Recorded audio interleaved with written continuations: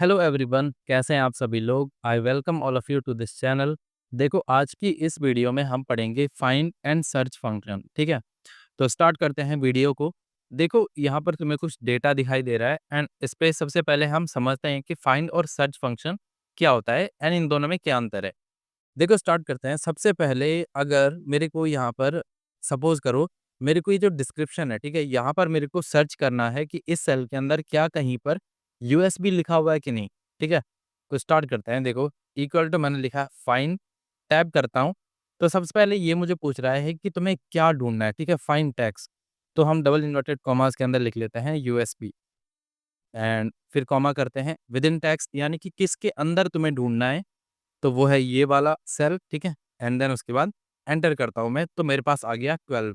यानी कि जो इसके अंदर मैं यूएसबी ढूंढ रहा था वो इसके अंदर है एंड वो 12th पोजीशन पे है। अब 12th बोले तो 12th वो बता रहा है कि जो यू है ना वो 12th पोजीशन पे है। ठीक है, स्टार्टिंग का वर्ड बताएगा। जैसे कि हाई में देख लो 4 है, स्पीड में यहाँ पर 5, 4 और 5 9 एंड एक हमारे पास ये डैश है। ठीक है, तो 10 और ये एक स्पेस 11 एंड यू फिर हो गया हमारा 12। अब अगर यही काम मैं अगर सर्च से करता हूँ तो क्या होगा। देखो, टैब करा, फिर से ये हमें पूछ रहा है फाइंड टेक्स्ट। ठीक है, तो हमें क्या ढूंढना है, यूएसबी, कॉमा करते हैं विद इन टेक्स्ट, ये है हमारे पास, एंटर करता हूँ तो ये भी हमको 12 दे रहा है। तो फिर दोनों का अंतर क्या है। ठीक है, ये तो हमको सिमिलरिटी पता चली।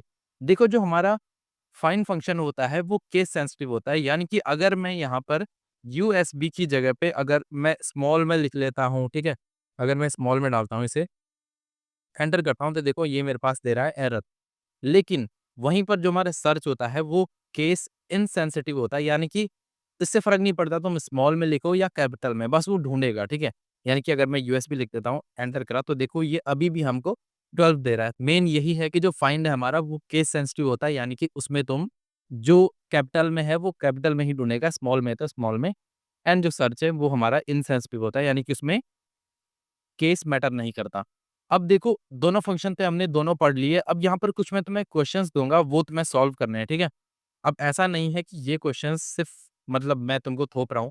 देखो, बहुत ईज़ी हैं, जैसे कि मैंने तुम्हें फ़ॉर्मूलेज़ बताए हैं, उनके बेस पे हो जाएँगे।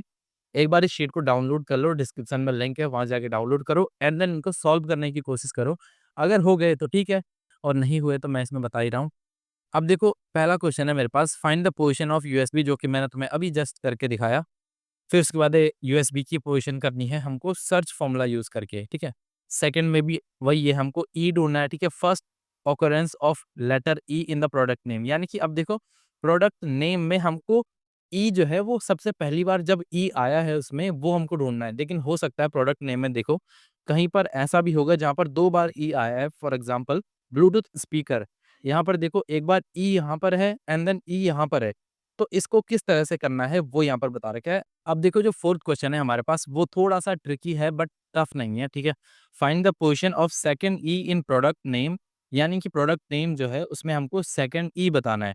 तो देखो किस तरह से करेंगे, स्टार्ट करते हैं। सबसे पहले प्रोडक्ट नेम हम ब्लूटूथ स्पीकर ही ले लेते हैं, ठीक है? इक्वल टू मैंने करा फाइंड, टैब करते हैं, अब हमको ढूँढना है ई, ठीक है? कॉमा करते हैं विद इन टेक्स्ट, यानी कि हमको इसमें ढूँढना है, कॉमा करते हैं। अब देखो, अगला जो आर्गुमेंट है वो है यहाँ पर स्टार्ट नंबर।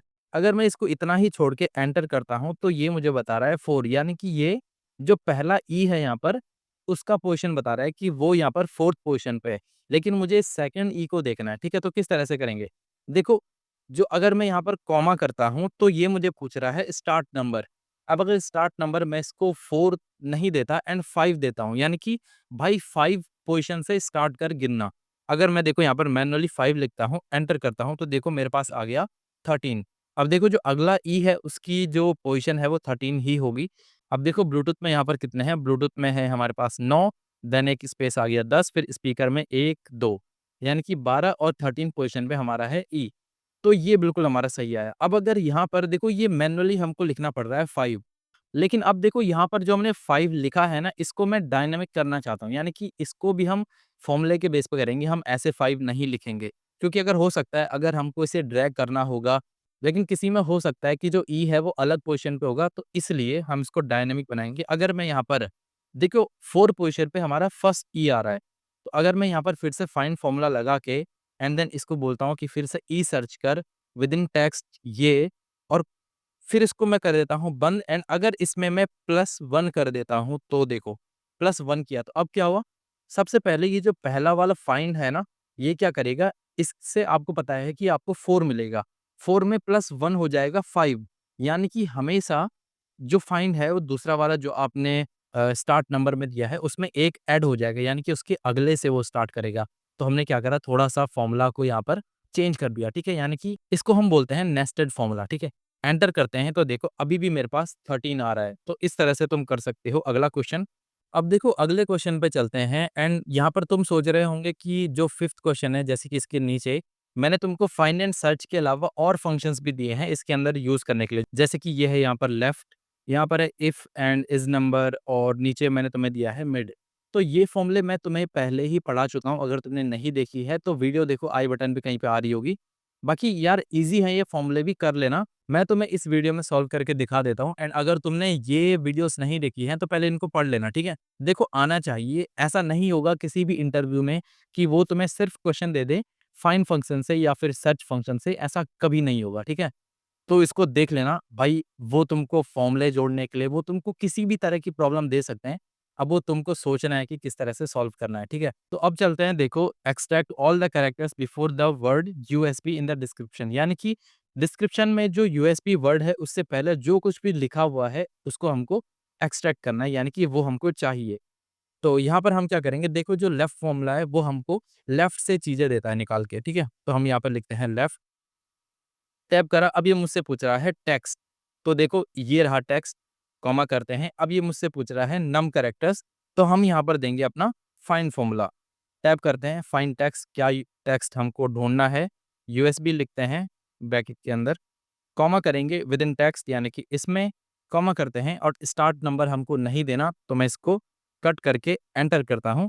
तो ये वही मुझे बता रहा है कि तुमने यहाँ पर ब्रैकेट्स को कंप्लीट नहीं किया, ओके करते हैं। आ गया मेरे पास हाई स्पीड यू।